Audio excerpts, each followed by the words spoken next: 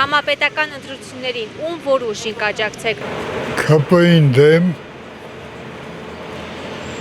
Ազգենի աղբորը դեմ եւ ընդհանրապես իշխանությունը ով որ նրանց կողմն է դեմ։ Ստեղ էլ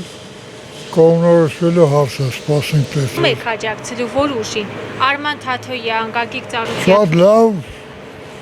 մարդու իրավունքների պաշտպան էր։ Ես անգամ ուզում էի մտածում եմ, որ կարելի է իրեն վարչապետ դնել։ Բայց հիմա մի քիչ ուրիշ ձև եմ մտածում, ուրեմն ասեմ։ Գագիկ Ծառուկյանը ազգային ժողովի նախագահ,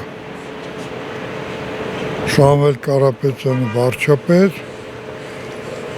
պրեզիդենտ հիմա մտածում, երևի Թաթոյանն էլ պրեզիդենտ։ Դուք որոշել եք արդեն։ Ես տենց ցանկություն ունեմ, ուզում եմ անգամ այս հանձնաժողովներին